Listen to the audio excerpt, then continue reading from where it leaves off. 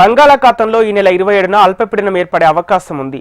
దక్షిణ కోస్తాంధ్ర, రాయలసీమ, ఉత్తర కర్ణాటక మీదుగా ఉపరితల ద్రోణి ప్రయాణం చేయనుంది. ద్రోణి ప్రభావంతో ఏపీలోని కర్నూలు, నంద్యాల, కడప, ఎన్టీఆర్ జిల్లాలోని పలు ప్రాంతాల్లో భారీ వర్షం కురిసే అవకాశం ఉందని వాతావరణ శాఖ అధికారులు తెలిపారు. మరింత సమాచారం మా ప్రతినిధి అనురాధ అందిస్తారు.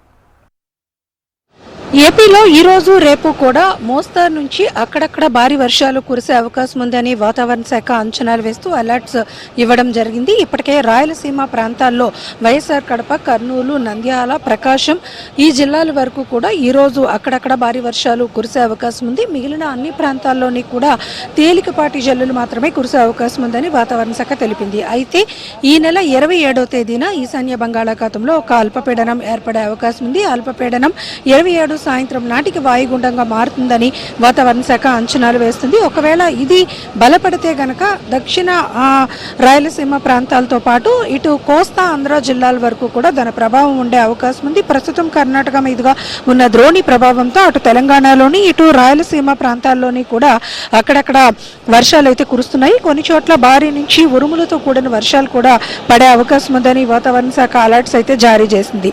మరోవైపు చూస్తే గనక ఏపీలో ఉన్న అన్ని తీర ప్రాంతాల్లోని కూడా దాదాపుగా ఆ తీర ప్రాంతాల దగ్గర గంటకు 30 నుంచి 40 కిలోమీటర్ల వేగంతో గాలులు వీచే అవకాశం ఉంది. ముఖ్యంగా తీర ప్రాంతాల్లో, సముద్ర తీర ప్రాంతాల దగ్గర కొంత అలజడి అయిన వాతావరణం ఉంటుంది. అలల ఉధృతి కొనసాగుతుంది కాబట్టి తీర ప్రాంతాల్లో ఉన్న ప్రజలు, మత్స్యకారులు అప్రమత్తంగా ఉండాలని వాతావరణ శాఖ సూచనలు అయితే జారీ చేసింది. ఈ నెల 27వ తేదీన బంగాళాఖాతంలో ఏర్పడబోయే అల్పపీడనం బలపడితే గనక అది వాయుగుండంగా మారే అవకాశం ఉంది. కాబట్టి అప్పుడు మాత్రం భారీ వర్షాలు కురిసే అవకాశం ఉందని వాతావరణ శాఖ తెలిపింది. మొత్తానికి చూసుకుంటే కనుక ఈ వారంలో కొన్ని జిల్లాల్లో భారీ వర్షాలు, మరికొన్ని చోట్ల తేలికపాటి వర్షాలతో వాతావరణం అయితే మాత్రం కొంచెం వర్షాలు పడే అవకాశం ఉంది. కాబట్టి ప్రజలు అప్రమత్తంగా ఉండాలని వాతావరణ శాఖ సూచనలు జారీ చేస్తుంది. వీడియో జర్నలిస్ట్ ధనుష్తో అనురాధ, HM టీవీ, విశాఖపట్నం.